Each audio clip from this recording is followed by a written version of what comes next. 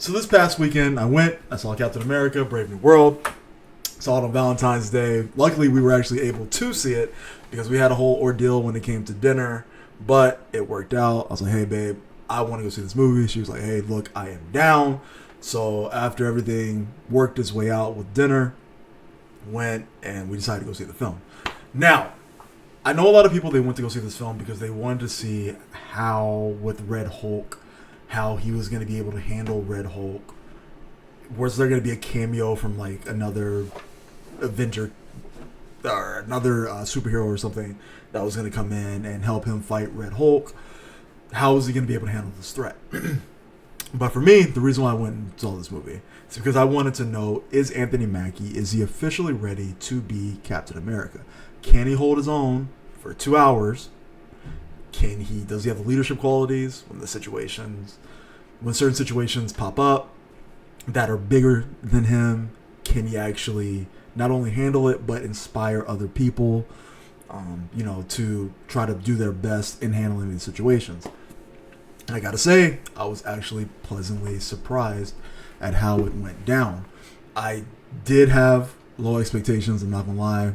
Even after watching Falcon and the Winter Soldier, I was like, I don't know if I still believe this man's ready to be Captain America.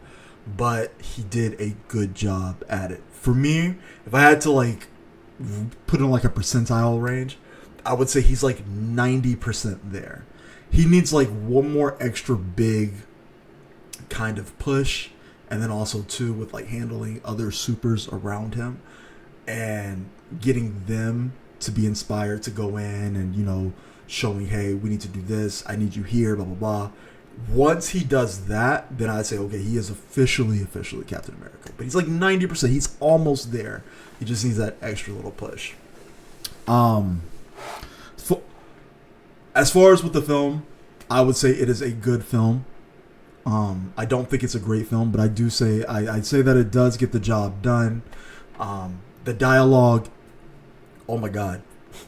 There's certain dialogue moments where it's between him and his partner Red Wing, where I was just kind of like, I was holding the popcorn and I kind of cringed a little bit.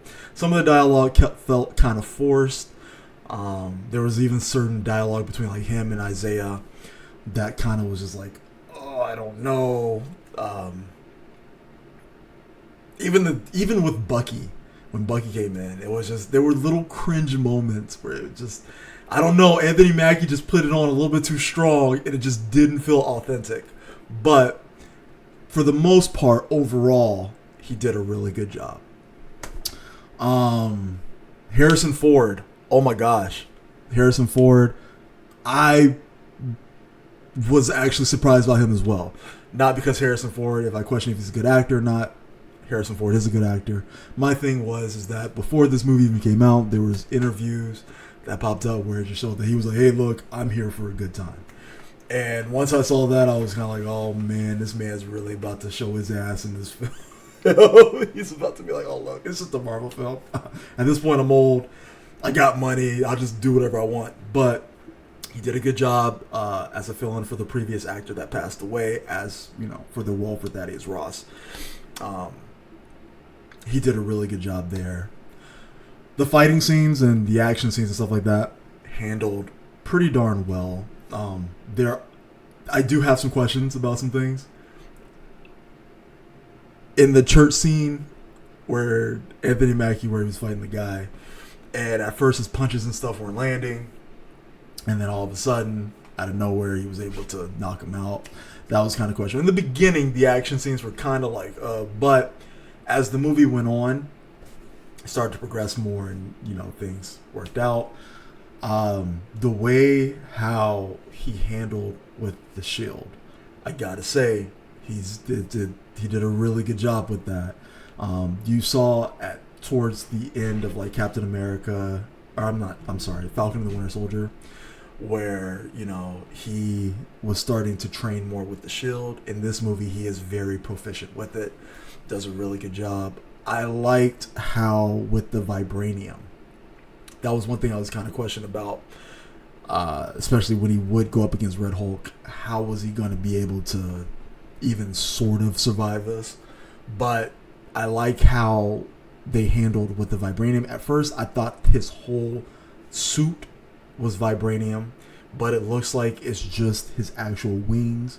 Whenever things would happen, his wings would turn the purple color, which represented the vibranium, and I'm assuming it's only his wings from what it looks like throughout the film.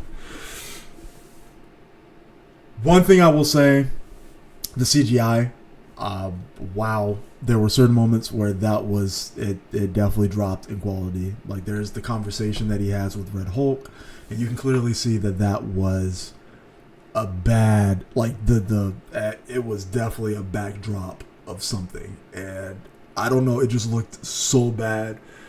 I was like, man, whoever did this, they need to bench him, put him back in retraining. Whoever did that part right there, they definitely dropped the budget for that. Let's see.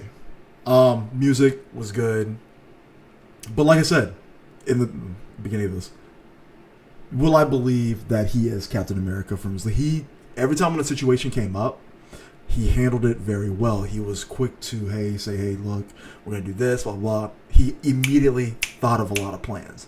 So the leadership quality is there. I was happy to see that. It's definitely a step up from what we've seen from him in the past. So I think he's almost there. He's like right there to being Captain America. There's one thing I will say. Before you go see this film, there's 3 things you should watch. Of course, you should watch Falcon and the Winter Soldier.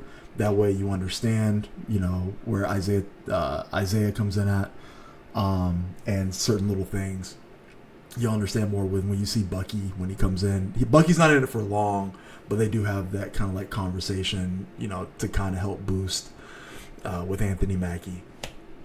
But I would say go watch that. The Eternals, go watch that. You'll understand with Tiamat, the Celestial that's in the water, which they're introducing him to introduce in adamantium, which is really cool to see. So that should start, leading towards with X-Men and stuff like that.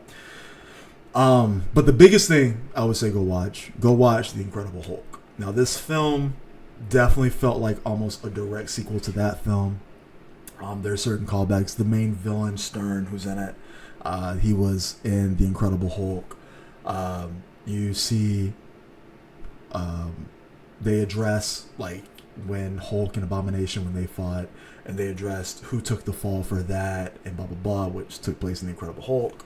You'll understand more with Ross and his relationship with his daughter. So there was a lot of callbacks to that film. So if you haven't seen that, definitely go watch that first. So that way when you watch this movie, you'll understand it a little bit more. Reason why I say that too is because my wife, she hadn't seen any of those 3, right? So she went into this wanting to watch a good time. So she represented more of like the general audience that just wants to go, Friday night, Saturday night, whatever, just to go see a film, just to take their mind off of things, have a good time.